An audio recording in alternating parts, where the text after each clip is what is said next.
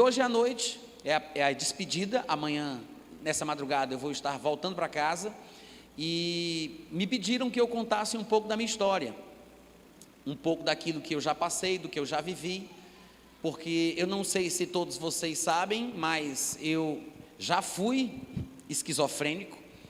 A esquizofrenia é uma doença mental e, segundo a medicina, é uma doença mental incurável, mas o nosso Deus ainda faz milagres. Amém?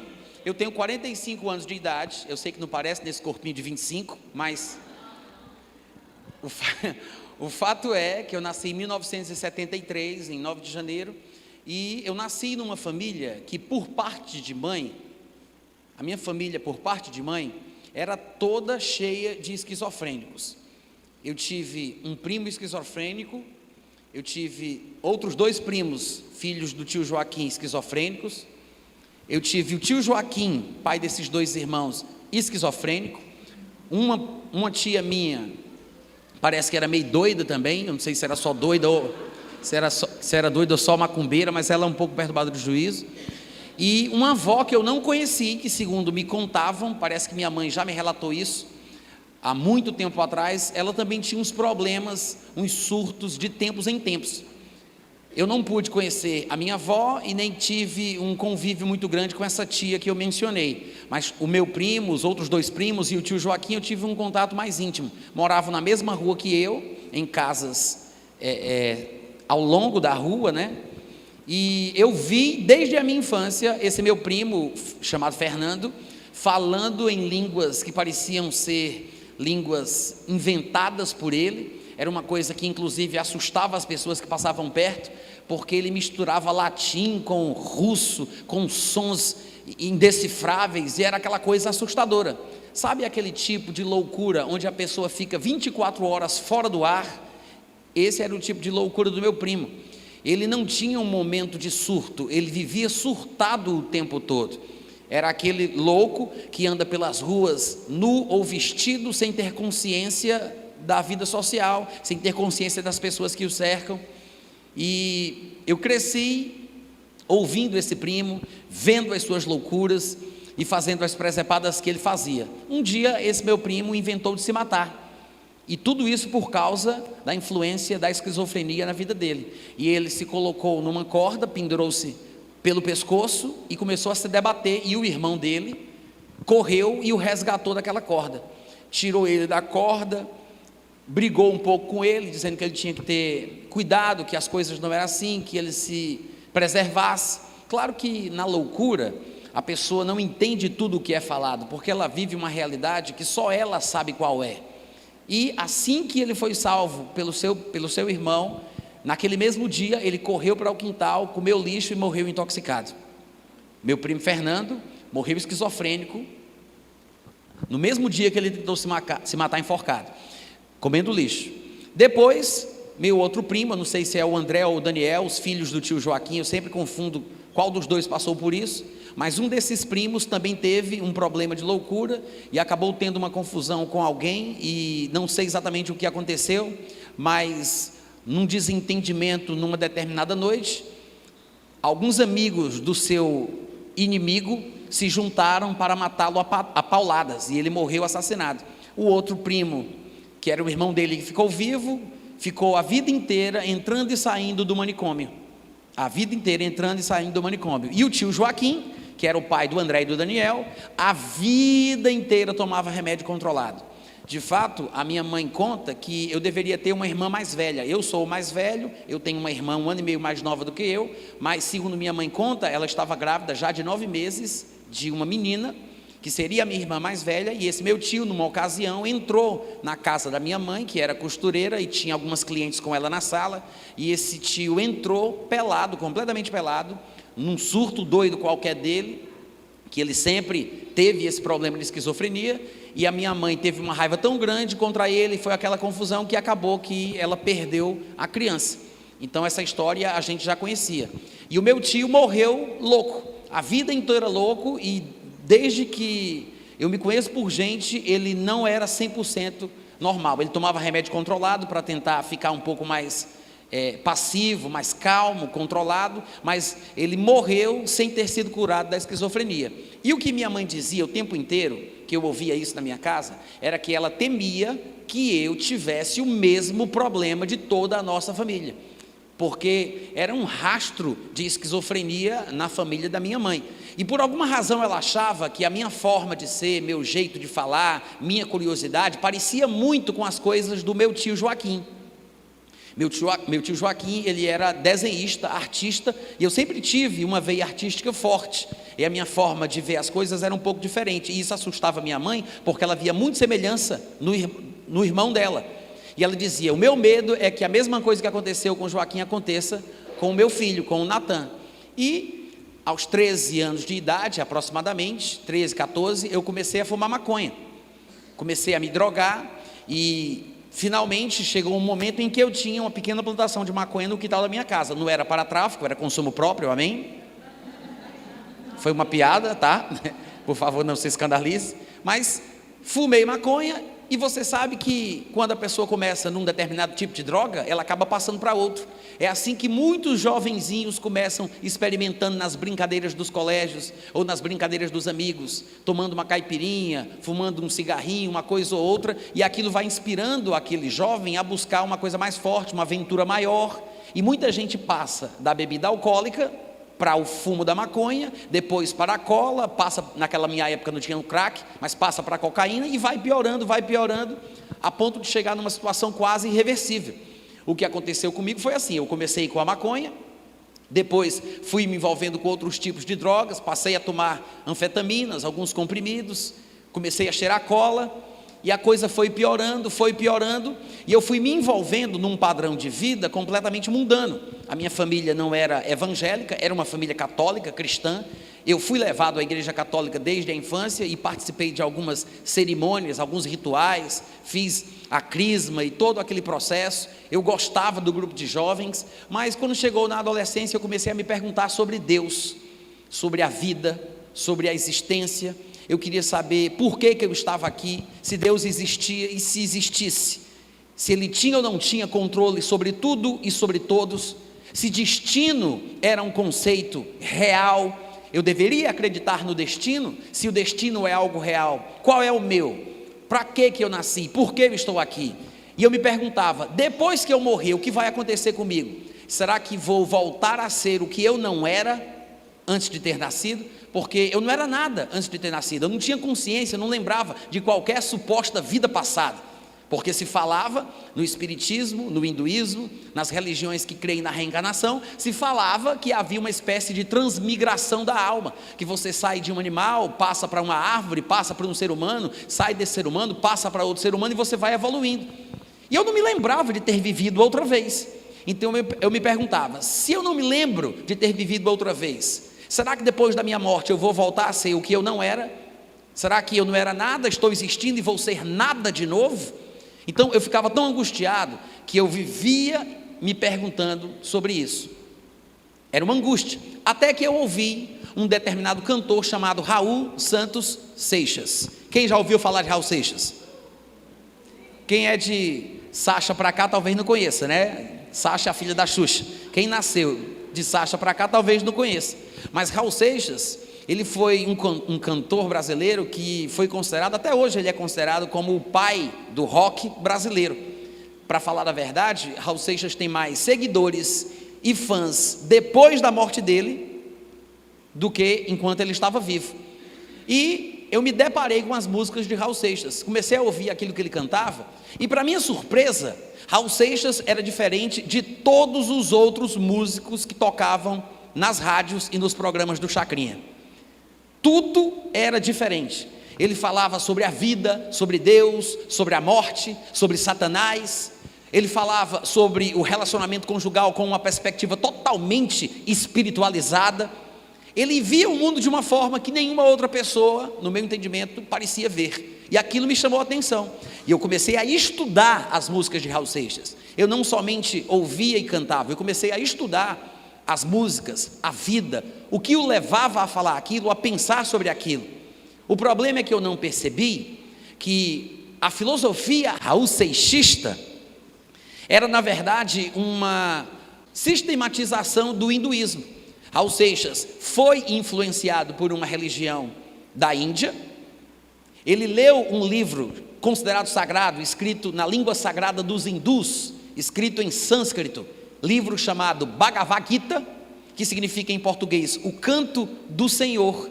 E à medida que eu fui estudando a vida do Raul, é que eu fui aprendendo sobre isso, descobrindo sobre isso, mas eu não entendia nada sobre a questão da religião hindu, eu não entendia nada sobre o mundo espiritual, eu não acreditava em Deus e obviamente, por causa disso, não acreditaria jamais em Satanás, porque só acredita que Satanás existe aquele que sabe que Deus é verdadeiro, porque afinal de contas, é na Bíblia que nós aprendemos sobre Satanás e o reino das trevas. Não tem como acreditar em Deus e não acreditar no diabo, mas como eu não acreditava num, eu também não acreditava no outro, porque Raul cantava sobre Satanás e eu achava que aquilo ali era uma simbologia de alguma coisa que ele queria representar, não que Satanás fosse um ser real, existente, num mundo invisível com o qual eu pudesse me relacionar. Então, através da influência de Raul Seixas, eu acabei me deparando com o livro Bhagavad Gita, e eu li todo o Bhagavad Gita. O Bhagavad Gita é na verdade uma espécie de crônica que conta um diálogo entre Krishna e Arjuna. Krishna é sempre comparado com a pessoa de Jesus Cristo, porque seria a parte encarnada da trindade hindu, porque existem também 3 deuses na religião hindu. Eles dão alguns nomes a eles, mas pelo menos os mais importantes são Krishna, Vishnu e Brahma. Cada um tem uma função dentro dessa trindade hindu, mas Krishna seria a personificação de Deus, a encarnação da divindade. E o Bhagavad Gita contava a história da conversa entre Krishna e Arjuna. E Krishna ensinava a Arjuna que a vida humana não era só isso aqui, porque existiam inúmeras vidas, que nós morríamos, encarnávamos, vivíamos de novo, morríamos, depois reencarnávamos, vivíamos de novo e assim por diante. E Raul Seixas passou a cantar sobre as coisas que ele aprendeu através dessa filosofia hindu, e muita gente até hoje não entende isso. Quando Raul Seixas, por exemplo, canta na sua música, você tem 2 pés para cruzar a ponte, lembra daquela música? Ele diz, beba, pois a água viva ainda está na fonte, lembra? Você tem 2 pés para cruzar a ponte, vai, nada acabou, não, né? Lembra dessa música? Sabe do que ele está falando ali? Ele está falando sobre você não desistir de evoluir espiritualmente enquanto você estiver vivo.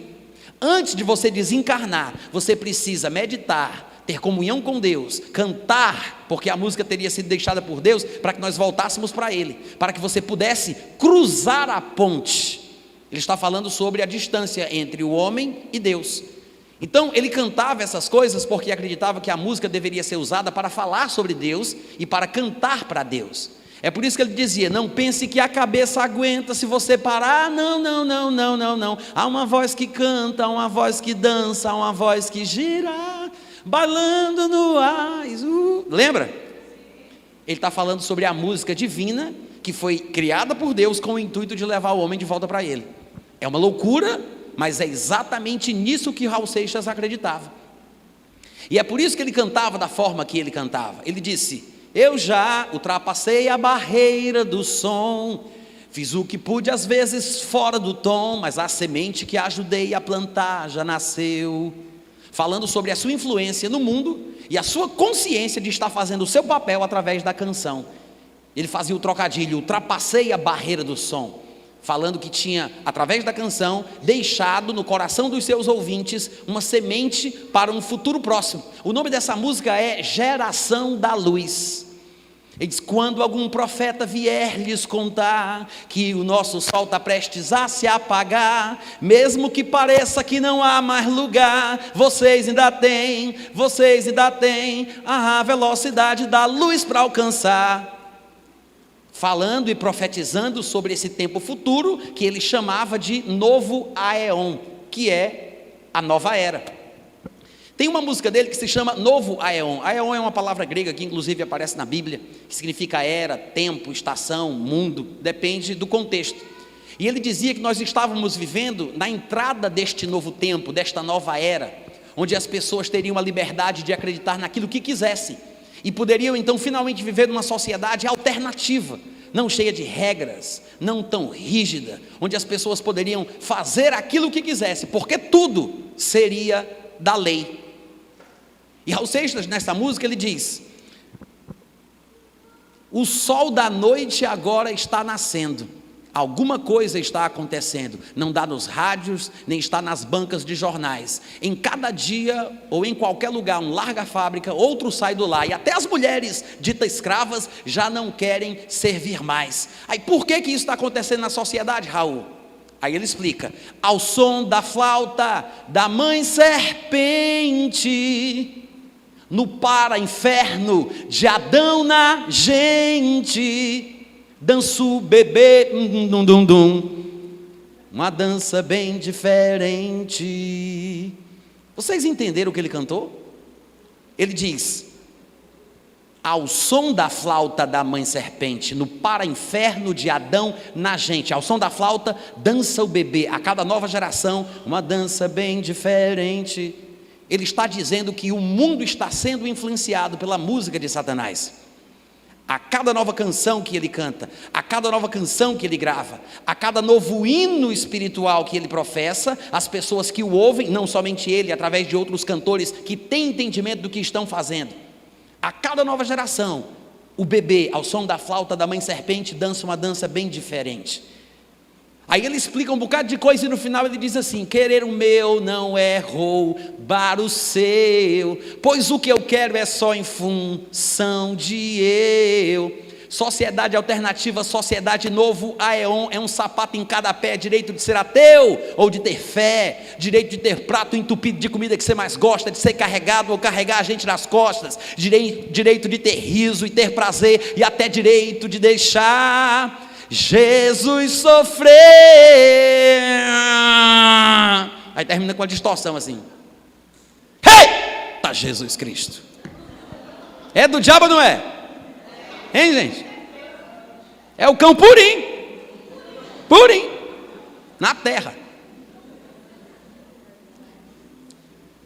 Olha aqui para mim que ainda tem mais 2 sustos hoje à noite. O interessante é que as músicas, olha para cá, tá bom, já passou a brincadeira.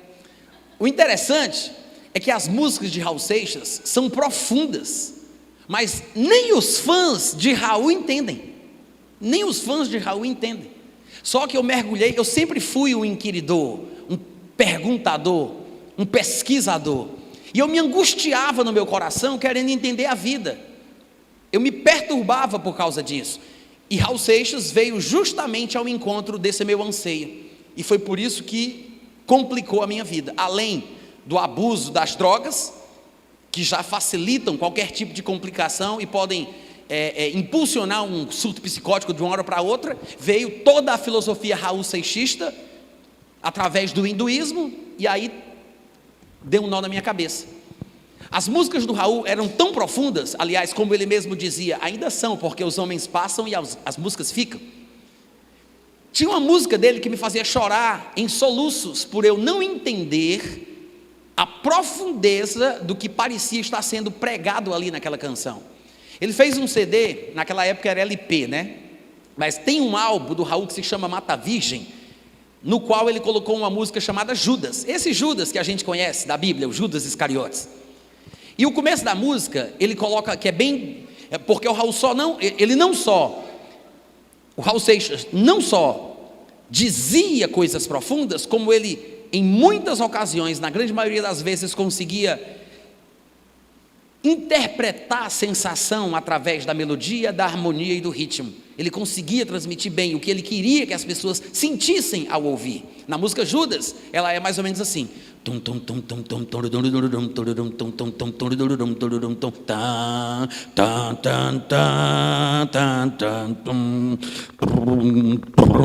aí vem um demônio com a vozinha de demônio e faz: ei, quem é você? Vamos, responda. Aí Judas, com a voz aveludada, supondo ser o mocinho da história, responde: eu sou Judas. Aí a música começa, Judas cantando: parte de um plano secreto, amigo fiel de Jesus, fui escolhido por ele para pregá-lo na cruz.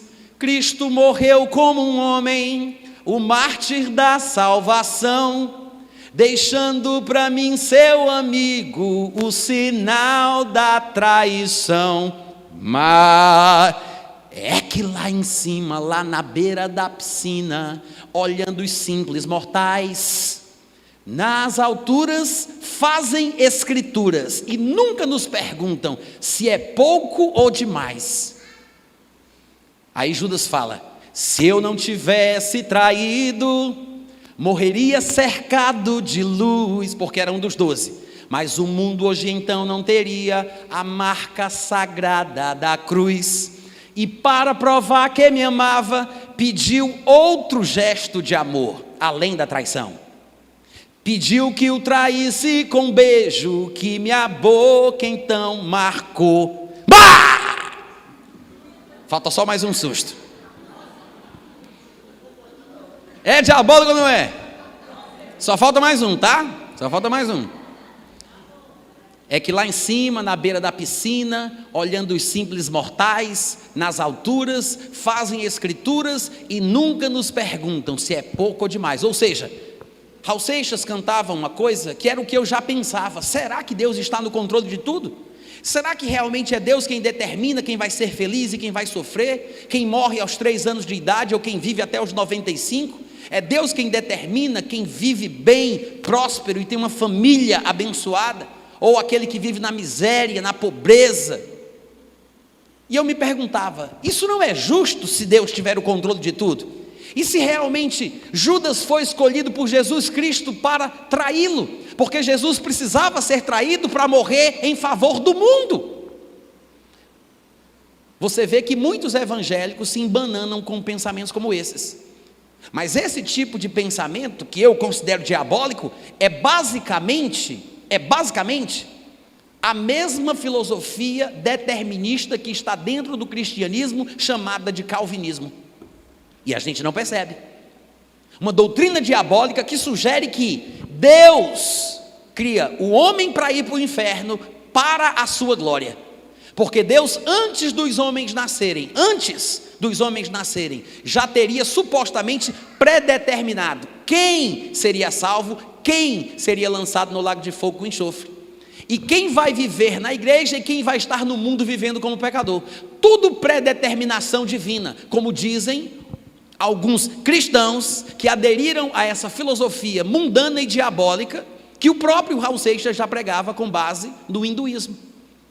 E a gente muitas vezes acaba caindo em sentimentos como esse, porque existem passagens na Bíblia que as pessoas não entendem bem, e por falta de uma interpretação coerente, acabam usando a própria Bíblia para expressar a sua ignorância em público, sem a menor vergonha de fazer de Deus um mau caráter, um totalitário, um ditador safado e sem vergonha. Porque como é que ele pode dizer que as pessoas têm que ouvir a pregação do Evangelho, se só vai ser salvo quem ele quer? Que mentira é essa, de querer que a gente pregue a palavra, se só vai ser salvo quem ele determinou? Irmãos, Deus não impede pessoas de serem salvas. Deus não controla o ser humano como um fantoche, como uma marionete ou como um robô. Pelo contrário, as escrituras sagradas dizem que Deus fez o homem uma duplicata em espécie da própria categoria divina. O homem é a imagem e semelhança de Deus, o que significa que o homem tem que ter liberdade para até desobedecer a Deus. Porque se o homem não tivesse sido criado com a capacidade de não obedecer a Deus, o homem não seria livre de verdade. E é por isso que muita gente não entende o que está escrito em Gênesis, quando a Bíblia fala que Deus fez brotar no meio do jardim uma árvore do conhecimento do bem e do mal. Muita gente não entende. As pessoas falam, mas Natan, será que Deus não colocou aquela árvore lá justamente com o objetivo? Vocês estão me ouvindo, gente? Será que Deus não colocou essa árvore lá justamente com o objetivo de fazer com que o homem caísse, para que finalmente ele pudesse salvá-lo? Porque como Deus salvaria o homem se primeiro ele não se perdesse? É mais ou menos o pensamento de Raul Seixas. Ou seja, graças a Deus por Judas, que fazia parte desse plano secreto, porque se não fosse por Judas, Jesus não teria morrido. Se ele não tivesse morrido, a gente não estaria salvo. Mas se for para seguir esse raciocínio, a gente vai ter que agradecer a Deus pela queda e pelo pecado de Adão, e temos que levantar as mãos do céu, porque Satanás existe, nosso ajudador. Alô? Se for para seguir o raciocínio, vamos ter que agradecer a Deus pela traição de Judas, pela queda de Adão, pela existência de Satanás, porque senão não teríamos sido salvos. Nós estamos tentando entender e resolver problemas espirituais com a nossa racionalidade. A mente humana não foi feita para resolver problemas espirituais, porque questões espirituais se discernem espiritualmente. E por que a árvore do conhecimento do bem e do mal no jardim do Éden? Simples. Porque se o homem foi feito realmente à imagem e semelhança de Deus, pressupondo que ele seria livre para até não servir a Deus, o homem tinha que ter a oportunidade de pecar. Se o homem não tivesse a opção de pecar, como ele poderia saber que servia a Deus porque queria, e não porque lhe faltava escolha? A opção para pecar é uma prova de que Deus é justo e verdadeiro, porque o homem não foi feito como um robô, um fantoche, uma marionete. O homem não foi feito para servir a Deus por falta de escolha. Deus deu a ele a opção de não servi-lo, para que o homem soubesse que se ele o serve, é porque ele decidiu que fosse assim. Afinal de contas, se nós não tivéssemos controle ou qualquer tipo de influência nas nossas escolhas e nos nossos atos, seria injusto que houvesse qualquer tipo de juízo final. Vai julgar o quê? Eu fiz o que fiz porque ele me fez fazer. Vai julgar o quê? Vou prestar conta de quê?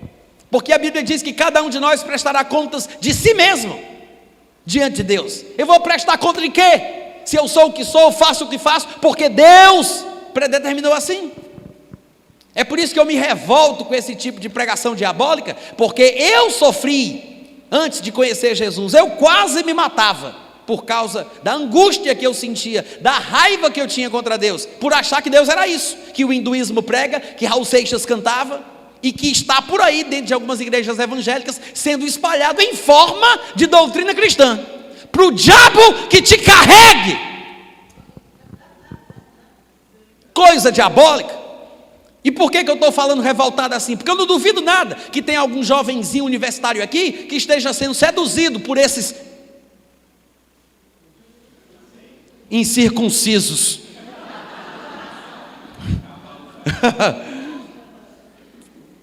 Porque hoje em dia a modinha é falar de calvinismo na internet. É tentar engabelar os bestas na faculdade, dizendo que quem é pentecostal é burro. Aí os nécios, neófitos, que vão para a faculdade, desejando adquirir conhecimento, são engabelados por 3 ou 4 palavras bonitas, que ele nem entende. E aí banda para lá, para o lado do calvinismo, vai ler as besteiras que Calvino escreveu, e fica hipnotizado, feito um idiota, pensando que é verdade. Mas o que é engraçado é que eu prego sobre isso abertamente por todo lugar que eu vou. Eu sei que nem todo mundo gosta, só que o que acontece é que no meu canal do YouTube, os que mais me xingam e ficam me ameaçando são os calvinistas. Agora, por que eles me xingam? Porque eu expresso a minha opinião. Porque se eles creem em predeterminação e que Deus controla tudo, será que eles não entenderam que talvez eu tenha sido determinado por Deus para ser do jeito que eu sou? Hein? Dá licença? Diz que eu não tenho escolha, mas fica com raiva porque eu não concordo com ele. E é porque eu não tenho escolha. Vamos lá, gente, estou pregando muito bem hoje à noite. Cadê os amigos? Aleluia. Agora, se Deus determinou que as pessoas vivessem como vivem, seja na igreja, seja no mundo, isso quer dizer o seguinte: as pessoas que estão no mundo estão pecando porque Deus quis. E as pessoas que fazem aquilo que Deus quer, merecem entrar no céu, porque estão fazendo a vontade de Deus. Muito obrigado pelo entusiasmo. Deus abençoe a família de vocês. Se Deus fez com que as pessoas que estão no mundo, se Deus fez que estas pessoas que estão no mundo vivessem no mundo, porque eles só fazem o que Deus quer, porque Deus controla tudo, controla todos, então as pessoas que estão fazendo aquilo que Deus quer, ou seja, pecando, roubando e matando, merecem entrar no céu, porque fazem o que Deus determinou, e quem faz aquilo que Deus quer, tem que entrar no céu, porque estão fazendo a vontade de Deus. Vê como o pensamento é idiota? E isso foi o que me angustiou na minha busca por Deus, nas minhas perguntas sobre a vida, até onde iria a minha participação na formação do meu destino, até onde iria a minha decisão no processo da manifestação de algum milagre, de alguma bênção, de alguma coisa boa na minha vida. Será que eu deveria esperar? Eu deveria simplesmente deixar nas mãos de Deus? Ou eu poderia ser o protagonista da minha própria vida e do meu futuro?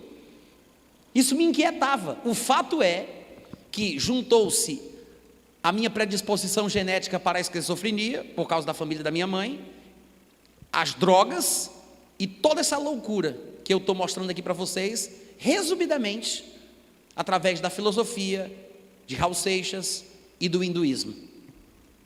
O que aconteceu foi que, quando eu tinha mais ou menos 16 ou 17 anos de idade, que eu comecei a praticar o que o livro Bhagavad Gita ensinava, porque eu consegui pegar um livro daqueles para ler, e eu comecei a praticar o que o livro ensinava, as mantras, para o espírito, para a alma e para o corpo, mantra yoga, Hakti yoga, Bhakti yoga, comecei a praticar, e a sílaba da meditação eterna,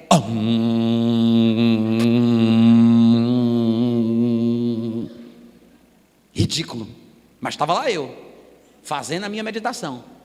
Eu tinha cabelo grande assim, enroladão, tipo Rastafari, brinco na orelha, era muito doido, louco do juízo, raspei o cabelo, porque era vaidade, parei de fumar maconha, porque eu não poderia me dar aos prazeres do mundo, tudo influenciado pelo livro Bhagavad Gita, e comecei a praticar, meditar, fazer aquilo, de uma hora para outra, eu comecei a pensar que estava chegando perto de Deus, porque eu comecei a sentir poderes fluírem do meu corpo, eu comecei a ouvir vozes, sons, comecei a ver coisas, assim com os olhos abertos, acordado do jeito que eu estou, não foi sonhando, ou tendo uma alucinação, quer dizer, era uma alucinação, mas na época que começou a acontecer, eu achava que fazia parte do meu desenvolvimento espiritual, né? Eu comecei a ouvir vozes, comecei a ter aquelas sensações, era muito estranho, e num determinado dia,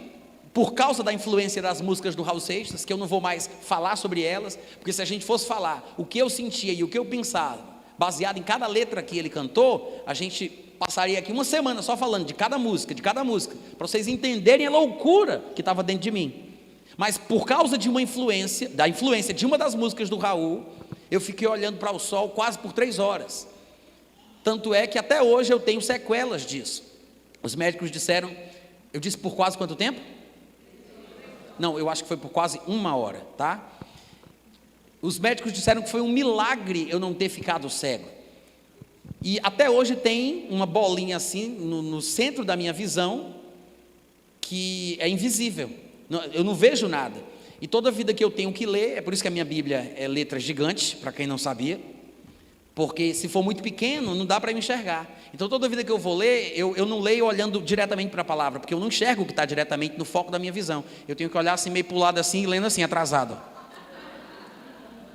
Mas já desenvolvi a técnica, não me atrapalha, leio dezenas de livros, mas isso foi um problema para mim, graças a Deus que eu não fiquei cego, mas passei um tempão, foi quase 1 hora olhando para o sol, e eu não conseguia mais aguentar, e ficava lacrimejando, e eu pensando que iria diminuir a dor, coloquei um espelho no chão, e fiquei olhando para o sol pelo espelho, e minha irmã, assistindo tudo isso, assustada comigo, primeiro porque eu raspei o cabelo, eu gostava daquele cabelão grandão, era capoeirista, surfava, e tinha aquele negócio, aquele estilo, e ela me viu ficando estranho, ficando esquisito, antissocial, depois dessa loucura de raspar o cabelo, eu fiquei olhando para o sol, ela se assustou de uma forma tal, que ela procurou um amigo nosso de infância, e ela chegou para ele, contou a história, e esse rapaz estava sendo evangelizado pela sua irmã, que estava desviada, Olha que coisa interessante. A irmã dele estava desviada, mas ainda tinha a palavra para compartilhar, porque parece que o irmão estava precisando ou estava curioso a respeito do assunto. E aí, esse rapaz foi até onde eu estava, e eu estava em pé em cima do muro da casa da minha mãe e do meu pai, olhando para o sol se pôr lá, olhando, doido, vidrado. E só eu sei porque eu estava fazendo isso, tá? Não vou contar porque não interessa, mas o que eu quero que vocês vejam é como eu estava emocionalmente, psicologicamente, nesse momento da minha vida. Ele fala comigo, conversa, me convence para ir até a casa dele. A gente chega na casa dele, e ele vai fazer um café para mim, e como eu já estava desenvolvendo poderes sobrenaturais, eu coloquei a mão no fogo do café que ele estava fazendo, botei a mão no fogo assim para mostrar que aquilo não ia me queimar, e ele apavorado tirou a minha mão do fogo e ficou olhando para mim sem saber o que fazer. Claro que, irmãos, a gente ouve falar sobre questões diabólicas, possessões demoníacas, e a gente não entende que o mundo sobrenatural, ele envolve o mundo natural. E é por isso que em certas situações de possessão diabólica ou de manifestações do Espírito Santo, coisas que não são naturais acontecem. Por exemplo, na Bíblia a gente ouve falar sobre loucos de Gadara, que eram presos com correntes, mas eles quebravam facilmente as correntes, os grilhões com os quais eles eram presos. Da onde vinha essa força excomunal? Do mundo espiritual, dos demônios que estavam sobre eles. Por que você já ouviu dizer que todo doido tem muita força? Quem já ouviu falar isso? Da onde vem isso? É uma influência excomunal. Toda loucura tem uma influência espiritual.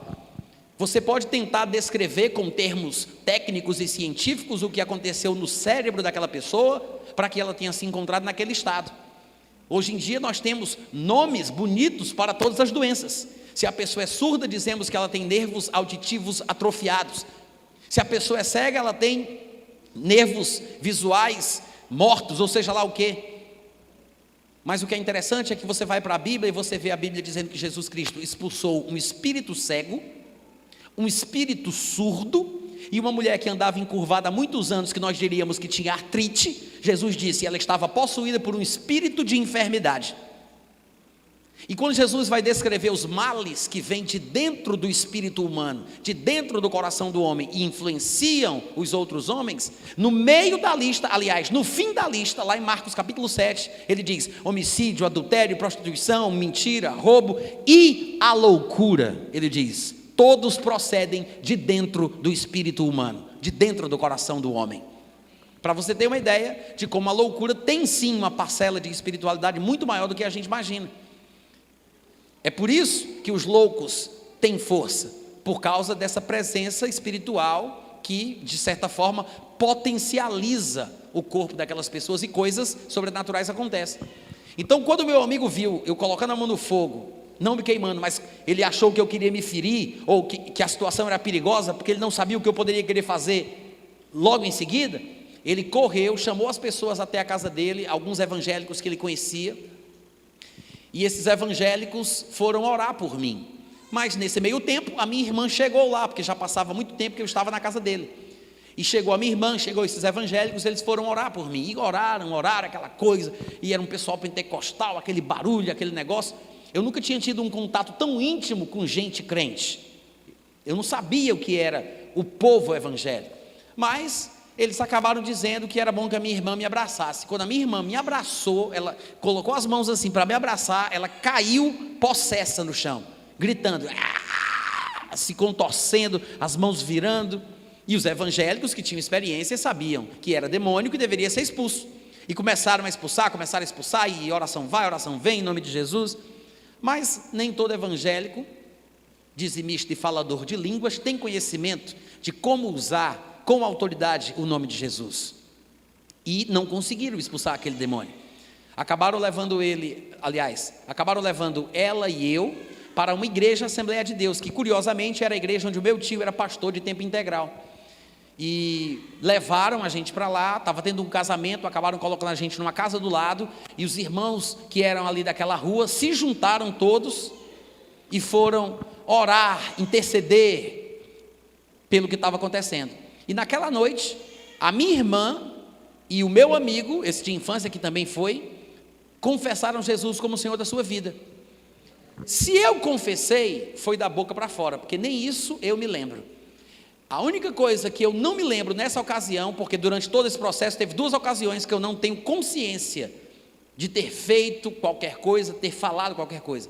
Uma foi nessa casa, quando me disseram depois, a mulher que estava orando disse: Satanás, sai daqui e leva com você todas as suas coisas com as quais você entrou nesse ambiente. Aí disseram que eu dei as costas e comecei a sair pela porta. Aí me puxaram de volta. Não lembro disso, não lembro. Depois que oraram pela minha irmã e pelo meu amigo, que eles foram convertidos e agora eram cristãos, falaram conosco, e aquela coisa, abraço vai, abraço vem, vamos para casa. Quando chegou em casa, eu estava perturbado, as alucinações começaram a voltar, e durante aquela noite eu senti a minha testa mexendo, como se fosse uma borracha, que alguém estava empurrando, e ela fazia assim, a minha testa fazia exatamente assim, eu sentia ela entrando e saindo, e eu passava uma assim para ver se ela ainda era dura, por causa do crânio, mas eu não sentia o movimento, mas na minha testa estava com o dedo, quando eu colocava aqui eu não sentia o movimento, parecia que estava normal, mas a testa estava mexendo, eu estava consciente que estava mexendo, e aquilo me perturbou, e eu colocava a mão, não sabia o que era, não conseguia identificar nada. Eu disse: quer saber, eu vou dar uma olhada no espelho, vou ver o que é que está acontecendo. Quando eu saí da cama, que eu fui passar pelo quarto da minha mãe, para pegar um corredor, para ir para a sala de janta, para olhar no espelho que tinha lá, quando eu entrei no quarto da minha mãe, que gostava de dormir de rede, a mamãe estava dentro da rede, a rede fez assim, ficou uma quina, como se fosse um monte, e começou a fazer um movimento assim, ó, desse jeito. Isso, eu olhando aquilo, quando eu vi isso na minha frente, sabe aquele arrepio assim que sobe ou que desce, aquele calor que parece que Satanás chegou assim atrás de você e fez: oi, tudo bem? Aquele calor assim nas costas, aquele medo. Aí veio uma coisa assim na minha cabeça: não, você não pode ter medo das experiências sobrenaturais que você está experimentando. Você não queria descobrir o sentido da vida? Você não queria passar por outras dimensões? Você não queria voltar para Deus? Você não queria evoluir? Você precisa aprender a realidade do mundo invisível. Aí eu, tá certo. Aí eu coloquei assim a mão na rede, aí a rede voltou ao normal, parou. Aí eu saí andando assim pelo quarto para pegar o corredor, e curiosamente eu via o meu corpo indo na frente, e eu tinha a sensação de que estava atrás acompanhando o meu corpo. Eu me via indo no corredor, o corredor parecia balançar, é como se eu estivesse flutuando, estivesse grudado ao meu corpo de alguma forma, que para onde ele ia eu era puxado até ele. Quando eu comecei a falar sobre essa experiência, que raramente eu falo sobre isso, hoje em dia vocês sabem que eu sou um pregador da palavra, e é muito raro você me ouvir falando sobre a minha vida pessoal, mas como me foi pedido, então eu estou contando, mas eu converso sobre isso nos bastidores da fé, com os amigos, em rodas, durante almoço, churrasco, de vez em quando eu conto a história. E quando eu comecei a contar sobre isso, eu falava que eu tinha saído do corpo, porque nós, quando somos ignorantes a respeito da palavra de Deus, nós usamos as expressões mais parecidas com aquilo que a gente viveu, as expressões que mais parecem traduzir a sensação que a gente teve, a gente usa sem nem pensar direito. Mas a Bíblia diz que é impossível o espírito humano sair do corpo sem que ele morra. Assim como o corpo sem o espírito está morto, a Bíblia diz, assim também a fé sem obras é morta. Então, depois é que eu entendi que nunca um espírito humano sai do corpo do homem para que ele tenha uma experiência sobrenatural e depois volta para o corpo dele. O que acontece é que a pessoa tem uma experiência sobrenatural onde ela consegue ver além da limitação física, mas não quer dizer que o espírito saiu, quer dizer que aquela visão veio até aquela pessoa. A pessoa tem a experiência, a sensação literalmente, a sensação é de que eu saí e que eu fui, mas a Bíblia diz que quando o espírito sai, a pessoa morre. Então, o meu espírito não tinha saído, e qualquer pessoa que você ouvir falando isso, talvez só fale dessa forma porque ainda não aprendeu a adequar o seu linguajar aos padrões da palavra. Não quer dizer que a experiência não tenha sido real. Às vezes somos nós que não sabemos como falar melhor à luz do que a Bíblia ensina. Mas eu falava que eu tinha saído do meu corpo. E Eu fui andando por aquele corredor até que eu cheguei na sala de janta, e aquela coisa me incomodando, eu queria saber o que era. Quando eu acendi a luz do banheiro, que estava colado àquela sala de janta, eu vi um olho na vertical, nossos olhos são assim, na horizontal, tinha um olho na vertical, diferente da cor dos meus olhos, era verde ou era azul, como se estivesse suspenso aqui, a mais ou menos assim, um dedo de distância da minha testa, na vertical, e eu olhava pelos 3 olhos, e quando eu piscava, os 3 olhos piscavam, e aquilo me assustou. Eu fazia assim, olhava e fazia isso, e aquele olho ali, e a testa bombeando, como se ela estivesse mexendo.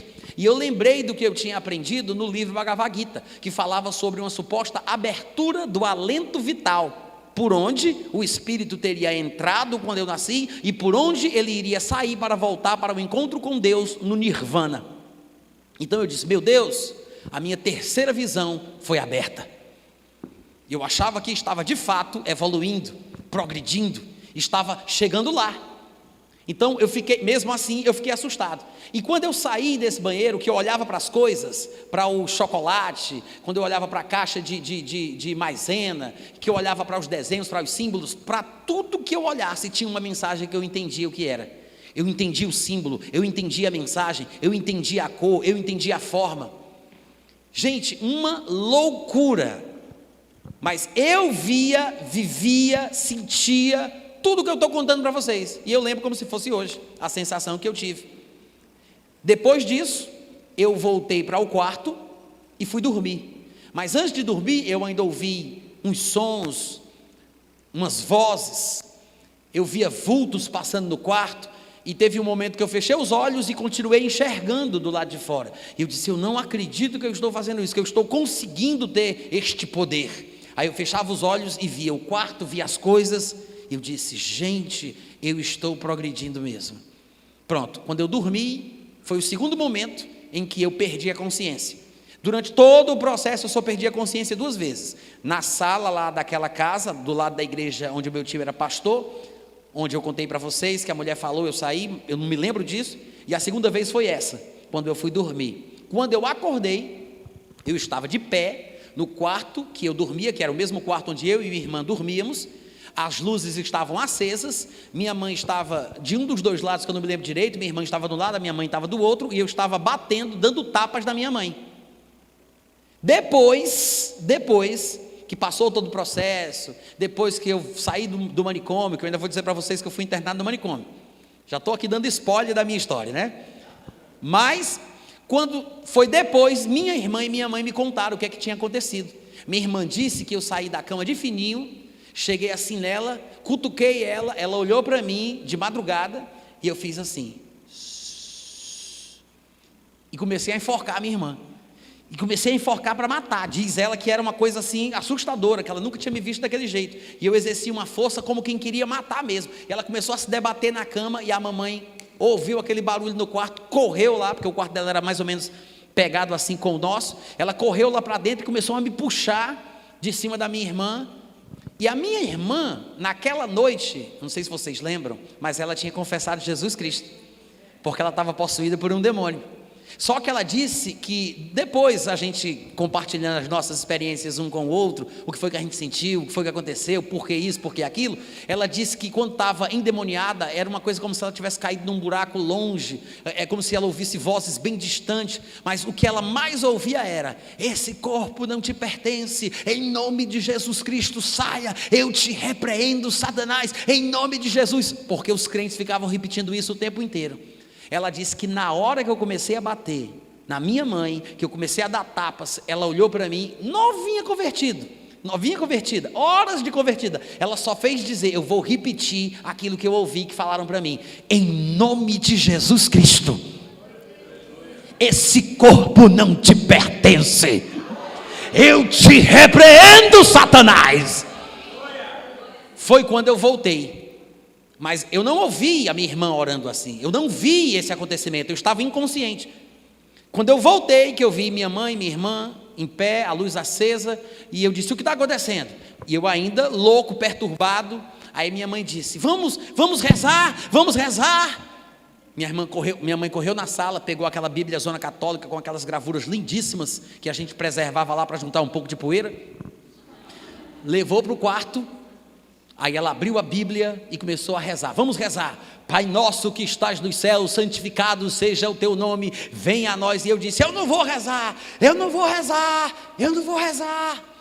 Aí eu disse, a mamãe, vamos rezar. Ah, vocês querem que eu reze?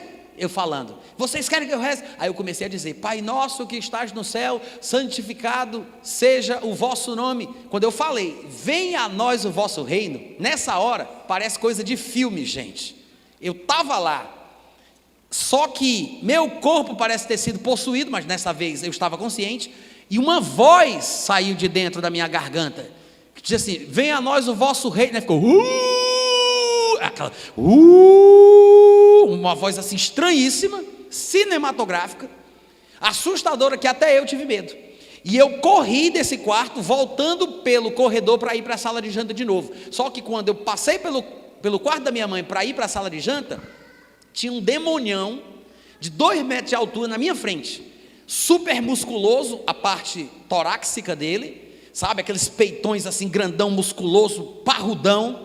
Era um vermelho encarnado, quase preto, e ele tinha pelos que eram mais ou menos do tamanho de um dedo, mas tão finos que pareciam espinhos, aquela coisa assim estranha. E eu olhei para ele, era uma cabeçona grande, talvez porque fosse um demônio cearense, nunca se sabe, mas aquela cabeçona enorme, e ele tinha umas testas salientes que saíam pontas que não eram chifres, mas saliências que talvez na extensão houvesse algum chifre, não sei, eu só estou falando do que eu vi e do que eu lembro. E quando eu olhei para o resto do corpo dele, da cintura para baixo, era pernas de cavalo, a parte de cima era um homem musculoso, de cor encarnada, mas a parte de baixo era pernas de cavalo. E quando eu olhei para as pernas de cavalo que ele possuía, ele começou a mexer a perna, que no caso seria a perna direita dele, e quando eu vi a perna direita dele mexendo, automaticamente a minha perna esquerda começou a mexer também, como se eu estivesse na frente do espelho, e na verdade a perna dele era a minha perna, e eu olhei para a minha perna e vi a perna de cavalo em mim, e meu pé fazendo isso. Eu fiquei apavorado, saí correndo no corredor, cheguei na sala de janta, eu abri, eu não sei se aqui chama de basculhante, umas janelazinhas que tem assim, que você puxa, aí, né, pronto, cheguei na sala de janta, puxei isso para olhar para fora, era um pouco mais de meia-noite, e quando eu olhei para o céu, tinha 4 mísseis nucleares subindo no ar. Como era a visão? Eles subiam nesse sentido, para o nascer do sol, e é como se fosse um fósforo, sabe quando você toca fogo num fósforo, que a pólvora queima, que ela faz, aí depois ela se acalma, fica só a chama, né? Pronto, os 4 mísseis, é como se fossem 4 palitos de fósforo. Em cada ponta, em cada cabeça de um deles, havia aquela mesma aparência de um fósforo quando a pólvora queima, sem parar, sem diminuir. Então esses 4 mísseis subiam com as 4 cabeças iluminadas, como se fossem pólvora queimando no fósforo, e um barulho enorme fazendo.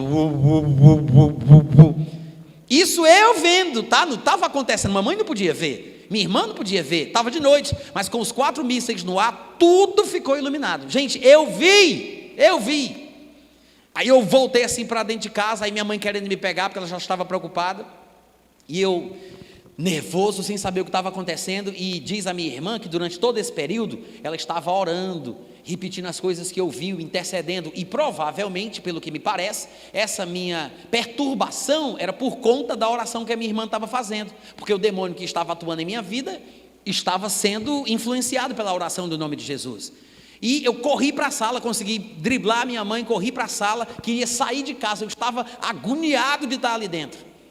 Minha mãe era muito forte, ela me pegou assim por trás, me prendeu e tentei me soltar e eu não consegui. Aí na hora eu dissimulei, eu disse, tá bom, eu estou cansado, tá bom, vamos parar. Aí a mamãe me soltou. Quando ela disse isso, eu corri para uma janela que tinha na sala, abri os ferrolhos, pulei a janela de um pulo só, corri para um muro que tinha, que era o muro da garagem da nossa casa, subi no muro, pulei o muro, caí na calçada do outro lado, tirei o calção, pulei na calçada e fiquei assim, nu, completamente nu, olhando. Aí você diz, mas Natan, por que você tirou a roupa? Meu irmão, eu não sei, só sei que foi assim. Agora, eu parei para perceber o seguinte: todo doido tem essa mania de querer ficar nu. Não entendi por quê, mas quem aqui conhece algum doido do bairro, da família, da igreja? Ficou nu ou não ficou? Tirou a roupa ou não tirou? Doido que se preza fica nu. Se não tirar a roupa é sem vergonhice, uma cintura usada resolve. Mas se é doido de verdade, fica nu. Por quê? Eu não sei, mas fica. Saí correndo nu na 21 de abril, que era a minha rua. Peguei uma rua transversal, entrei na Humberto Monte e fui direto em direção a Bezerra de Menezes. Quem conhece um pouco de Fortaleza vai saber do que é que eu estou falando aqui. Aí saí correndo. Aí minha mãe já estava desesperada, meu pai já não morava mais na nossa casa, e ela gritou por um vizinho. Começou a gritar pelo vizinho que se chamava Dão, e ficou Dão, Dão, era o apelido dele. Ele saiu e correu atrás de mim com o meu calção. E nisso, os vizinhos já tinham, eu estava nu, eu não contei essa parte? Saí correndo nu. Aí ele saiu com o meu calção, me pegou, e os vizinhos já estavam todos olhando. E ele me deu o calção, pediu para eu me vestir, pediu para eu ter calma. E na minha cabeça, era totalmente diferente do que estava acontecendo. Tudo que eu via, tudo que eu experimentava, tinha uma razão, tinha uma lógica. Era como se Deus quisesse me usar para substituir Satanás, para substituir Raul Seixas, no seu ministério de despertamento de novos jovens. E na minha cabeça era uma loucura. E eu tinha que suportar aquele meu medo que eu estava sentindo pelas experiências que eu estava vivendo. Ele me convenceu, me trouxe de volta para casa. Nisso meu pai já tinha chegado lá, porque minha mãe tinha avisado ele. Eles me colocaram dentro do carro e me levaram para um hospital. Quando chegou no hospital, eu fiquei lá tentando voltar ao controle, cantando as músicas de Raul Seixas bem alto dentro do hospital. Porque para mim, cantar Raul Seixas era como se fosse uma espécie de reza, de magia, de feitiço. E eu precisava cantar, para que os meus poderes voltassem, a minha concentração, a minha percepção do mundo espiritual. E eu fiquei cantando feito doido, gritando bem alto dentro do hospital. E os médicos viram que eu estava meio perturbado. Aí vieram me dar uma injeção para me acalmar. Me deram a injeção, eu apaguei. Quando eu acordei, eu já estava no outro hospital, que se chama Casa de Repouso Nosso Lar, que é onde eu iria ficar por 40 dias, lá na Avenida da Reitoria, em Fortaleza. Aí quando eu acordei, eu estava numa poltrona, e de frente da poltrona tinha uma parede enorme, com um Jesus Cristo pintado, vestido todo de branco, com as mãos assim estendidas, e luzes vindo por trás dele. Quando eu acordei, que eu olhei para aquela pintura gigantesca naquela parede, eu disse, meu Deus, estou no céu. Pensei que tinha morrido. Aí vem dois homens de branco, e disse, com certeza, eu estou no céu. Dois homens de branco, que eram os enfermeiros do manicômio. Aí eles me pegaram pelo braço e eu fui me levantando, e eles disseram, vamos, nos acompanhem, venham por aqui. E eu fui, eu disse, onde é que nós estamos? A gente está indo para onde? Aí eles disseram, a gente está indo ali. Aí eu me lembrei da minha mãe. Eu disse, cadê a minha mãe? Aí eles disseram, foi ali. Eu disse, ali onde? Ali onde? E eles querendo me acalmar, para não ficar nervoso. Aí eles disseram, foi ali comprar cigarro. Minha mãe não fumava cigarro. E minha mãe tinha tido muito problema com cigarro durante a minha juventude. A gente passou muita fome, papai deixou a gente, e ela tinha que costurar para sustentar os dois meninos. E ela fumava, era viciada em cigarro. E ela colocava o cigarro colado em cima dos pratos de comida, né? Para ela lembrar dos filhos. E eu sabia que a mamãe não fumava, por causa da história, que foi muito traumática para ela. Quando eles disseram assim, ela foi comprar cigarro. Gente, eu comecei a dar pernada nesses homens. Comecei a dar tapa, a dar chute, a bater. Tudo que eu sabia de capoeira, eu despanquei em cima deles ali. Despachei, né? Aí eles chamaram outros médicos, me envolveram numa camisa de força, me prenderam, me amarraram. Eles iam me soltar no pátio com os outros doidos. Mas como eu dei trabalho, me levaram para uma jaula. Entrei na jaula, meu irmão, pensa num tratamento médico especializado. Me cuspiram, me chutaram, pisaram no meu pescoço. Me bateram de todo jeito que você imaginar. E aí tinha uma cama que não tinha colchão, mas tinha argolas de ferro chumbadas no cimento. Aí eles me colocaram deitado nessa cama, sem colchão, era uma cama de cimento, com as mãos e as pernas abertas, e amarraram as minhas mãos e os meus pés nessa argola de ferro. E aí me deixaram lá preso, numa jaula. Depois, um outro companheiro de loucura passou pela minha cama e me desamarrou, graças a Deus. E aí eu fiquei dentro da jaula, já não estava mais amarrado, mas era uma jaula desconfortável, situação precária, e foi onde eu passei a maior parte do tempo dentro daquele manicômio. Eu não fui para os quartos, não tive o privilégio de ficar nos pátios, porque eu era um doido perigoso. E aí eu fiquei lá, começaram a me dar remédio, e eu não tomava o remédio, porque outro doido já tinha me ensinado, que eu tinha que colocar debaixo da língua e depois cuspir fora, e eu fazia o que ele me ensinava, né? Eu era novato, tinha que seguir as regras. Só que, depois de um tempo, eu disse, quer saber? Aí engoli, comecei a beber, e começou a surtir efeito. E eu comecei a ficar lesadão, paradão, sabe? Aquela pesado, a língua não falava direito.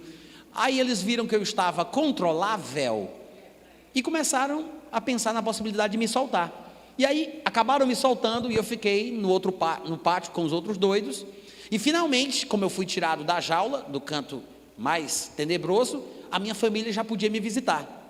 E aí veio uma turma enorme de pessoas que me conheciam, a galera da juventude, meus amigos das festas, o pessoal da capoeira, uma turminha do surf, todo mundo veio me visitar. E eu totalmente diferente, eu sempre fui muito alegre, muito divertido, mas só que eu estava com a cabeça raspada, aquela coisa cabisbaixa, magro. Minha mãe disse que se apavorou quando me viu, incentivada pela minha irmã, por aquele amigo de infância, e por um primo meu, que era o meu melhor amigo, que havia se convertido pela influência da minha irmã e desse colega de infância.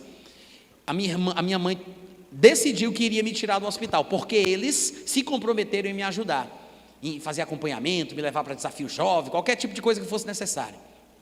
Minha mãe assinou um termo de responsabilidade e me levou para casa. Os médicos disseram que eu nunca mais seria uma pessoa normal, que eu teria que tomar remédio para o resto da vida, porque o que eu tinha era esquizofrenia paranoide, que, segundo parece que diz a medicina, é uma das mais comuns, que acontece aí mais ou menos por volta de 16, 17, 18 anos de idade, quando ainda existe muita maleabilidade cerebral no cérebro adolescente. A esquizofrenia paranoide é a mais comum, mas é a pior, porque é aquela onde a pessoa tem alucinações, ela vê coisas e ouve vozes. Mas fui para casa e fiquei tomando esse remédio controlado, e o pessoal ficou me evangelizando, e foi um processo muito longo, muito complicado, de quase um ano, onde eu continuei tomando remédios, e eu fiquei ouvindo o blá blá blá da pregação do evangelho, e aquilo não entrava na minha cabeça. E eu disse, quer saber, eu vou ler a Bíblia só para contradizer o que esses abestados estão falando. Eu disse, vou ler o Novo Testamento só para debater com eles, porque estão querendo me ensinar as coisas. Aí eu comecei a tentar estudar tudo de novo sobre o mundo espiritual. Agora eu estava usando também o Novo Testamento. A verdade é que começaram a me convidar para ir para a igreja deles, e eu fui por causa da música, que a música era o que me chamava a atenção. Sempre amei música, então tinha música, tinha banda, tinha rock, tinha guitarra, tinha bateria, só que eu estava completamente louco, e eu ia para curtir e não para louvar. Eu sei que hoje em dia em muitas igrejas acontece isso, mas aquilo era coisa da minha cabeça, eu ia para curtir. Então eu usava uma camisa rasgada, vestida ao avesso, e ficava lá pulando, batendo cabeça, só curtindo. Chegava perto dos instrumentos, o pessoal tudo morria de medo de mim. Quando eu chegava perto dos instrumentos, na hora do culto, o pessoal ia tocando baixo e se afastando, e eu chegando perto, eu deitava no chão e rolava no chão. Eu curtia à vontade dentro de uma igreja evangélica, na frente, na primeira fileira. Mas todo mundo dizia, deixa o doidinho, ele tem problema. E tinha mesmo, né? E assim o pessoal ficava com essa tolerância e com esse medo. E dentro da igreja, claro, quando você está na igreja, os evangélicos que são espertos vão se aproveitar e vão orar por você. Era o que aquele povo daquela igreja fazia. Eles vinham orar por mim, e parece brincadeira, mas eu tenho muitos amigos que hoje em dia são pastores, estão no ministério, que podem confirmar essa história que eu estou contando para vocês, porque eles faziam parte da mesma igreja que eu congregava. Eles vinham orar por mim para colocar a mão na minha cabeça, eu ficava fazendo assim, ó. E eles colocavam, eu fazia. Ele ia colocar a mão e eu... Aí eu me baixando, aí deitava no chão e saía no chão. E o pessoal ficava olhando, esse menino é trabalhoso. Passava por debaixo dos bancos. Em outros cultos eu subia nas bancadas de madeira que tinha na nossa igreja, eu virava os quadros de cabeça para baixo. Uma vez eu subi numa marquise que tinha em cima do púlpito e inventei de querer pular porque eu iria voar na hora do culto. Meu primo correu lá em cima, me pegou pelo braço, me trouxe para baixo. Eu dava um trabalho amuado, gente. Só que tem um detalhe. Eu estava interessado em entender a palavra e comecei a ler o Novo Testamento. E comecei a ter revelações tronchas, que não eram revelações realmente bíblicas. Mas aquilo começou a me despertar, a me fazer ficar curioso pelas coisas do Evangelho. Aí quando se perguntava, quem quer receber Jesus? Aí eu levantava a mão. Eu devo ter levantado a mão no mínimo 5 vezes em momentos diferentes. Quem quer receber Jesus? O pessoal já olhava para mim. Aí lá ia eu lá para frente, receber Jesus. Loucura, loucura, agindo por impulso, sem na verdade nascer de novo. Mas um dia eu ouvi um álbum, A Última Trombeta. Meu irmão, pense num medo que eu fiquei, apavorado com aquele negócio de que Jesus está voltando, vai levar só alguns, outros vão ficar, o que ficar aqui embaixo vai comer o pão que o diabo amassou, o anticristo vai sair tocando terror, pega, não pega, pega, não pega, hora não pega. Eu disse, eu não quero ficar aqui não. Eu não quero ficar aqui não. Fiquei tão apavorado que eu procurei os crentes para eles me explicarem o que era isso, porque eu já estava no meio, no contexto, já conhecia o pessoal daquela igrejinha onde eu ia cantar e curtir o meu rock. E aí eles começaram a me evangelizar. Naquela noite me pegaram assim, foi revezando, era uma, depois vinha outra, depois era outra, e era uma, era outra, e me evangelizaram a noite inteira. Aí num determinado momento eu decidi receber Jesus de forma consciente, e a sensação que eu tive é que havia uma arca, tipo a arca de Noé, no céu, esperando as pessoas que estavam se decidindo, que seriam brevemente recolhidas pelo Senhor Jesus Cristo. Confessei Jesus naquela noite, quando eu saí andando dali, eu senti aquela leveza, uma sensação estranha, uma experiência física de não estar tocando no chão.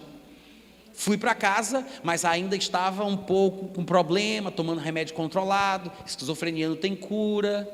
Só que eu conheci um livro de um homem chamado Kenneth Hagin, um rapaz que tinha ouvido falar que eu tinha me convertido, que era da mesma escola que eu fazia parte, porque eu estudava num determinado colégio onde esse rapaz estudava. Eu não conhecia, mas eu era bem conhecido, chamava bem a atenção, até que ele soube que eu tinha me convertido.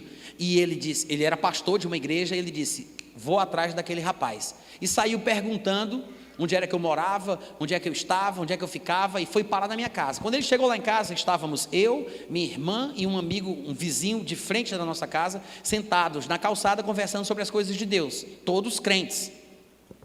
E eu ainda estava nessa fase de recuperação, mas esse rapaz chegou e disse, eu estou procurando aqui o Natan. Aí eu disse, sou eu.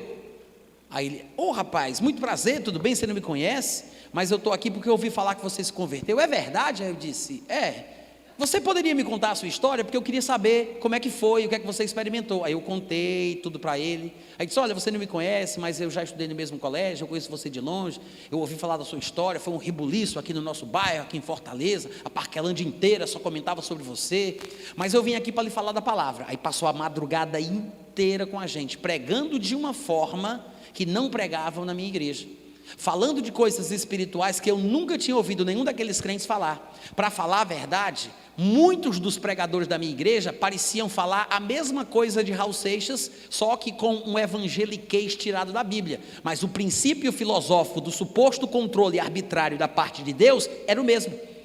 E aquilo me deixava enojado, porque eu sabia que não tinha sentido, eu não sabia como responder, mas eles só ficavam me desafiando, vai ler Romanos 9, vai ler Romanos 9, e eu novinho convertido, lia Romanos 9 e disse, eita, eles estão certos, não, só pode ser, meu Deus, que coisa, eu não acredito que Deus é assim, e não tinha respostas, até que esse rapaz chegou na minha casa, passou a noite inteira falando de uma forma que eu nunca tinha ouvido nenhum pregador falar. Quando foi pela manhã, ainda estava chovendo, era mais ou menos 5:30 da manhã, o sol já tinha aparecido, lá nasce cedo, é por isso que não tem horário de verão, lá nós temos o horário de Deus. Aí, amém.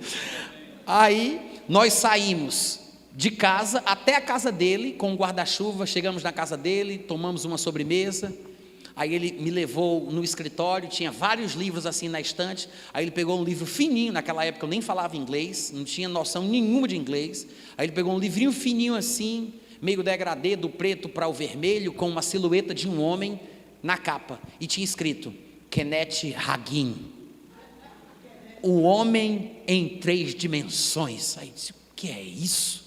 Aí ele disse: você vai ler esse livro todo, quando você acabar, você vai voltar aqui, eu vou te dar outro livro, você vai voltar, porque eu não tinha dinheiro para comprar livro, eu não tinha nada, né? Aí ele disse: você vai voltar, eu vou ficar lhe dando livro. Eu disse: está certo.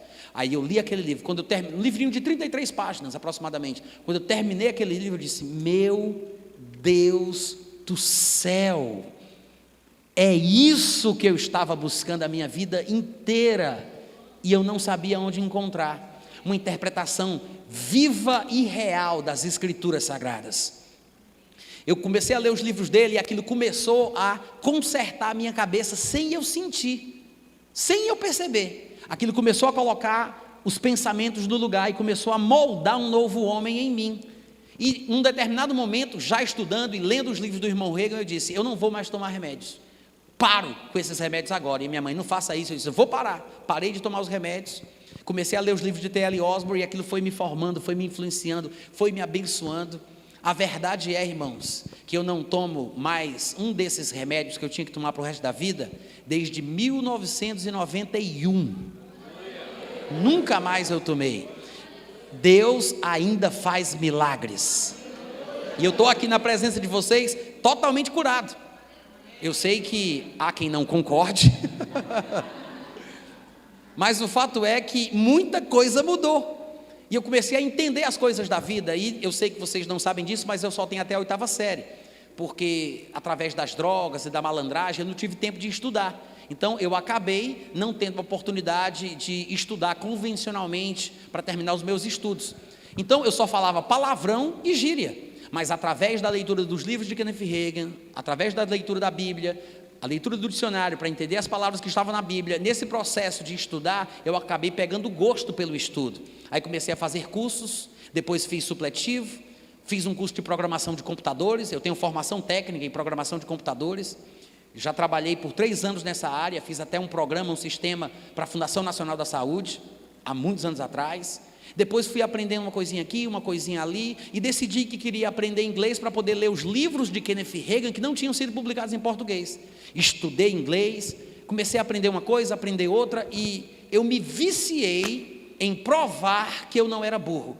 Tudo que eu via que era diferente, difícil, eu testava para ver se eu conseguia aprender. Isso virou um hobby na minha vida, e eu acho que foi um hobby positivo, porque no final das contas, vocês me veem falando assim, vocês nem percebem, né, que eu tenho essa história toda, e que eu passei por essas complicações.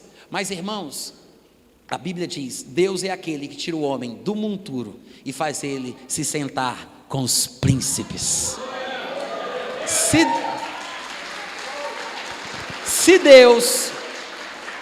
Deus não faz mais milagres, tá bom da gente parar de ficar chamando ele de Deus. Deus ouve, Deus fala, Deus cura. Não tem nada incurável para Deus. A questão é: será que nós estamos aprendendo certo? Porque a fé para a cura ela vem pelo ouvir a palavra de Deus.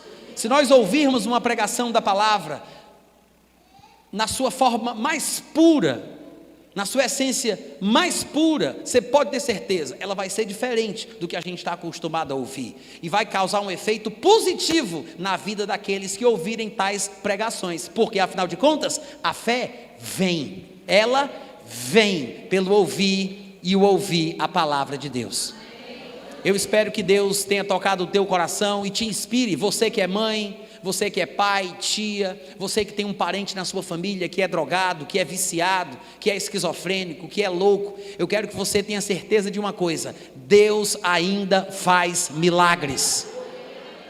É possível a cura plena, total deste filho, deste parente, deste sobrinho, em nome de Jesus Cristo.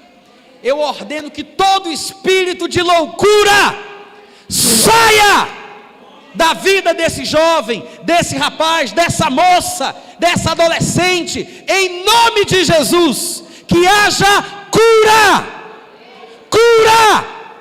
na vida do teu parente, na vida do teu filho, na vida do teu sobrinho, na vida da tua irmã, na vida da tua mãe, na vida do teu pai, na vida do teu tio. em nome de Jesus. Creia nisso. Eu espero que vocês tenham sido abençoados pela palavra. Foi um prazer estar aqui. E eu vou já querendo voltar o mais breve possível. Obrigado pelo carinho. Beijo no coração. Amém.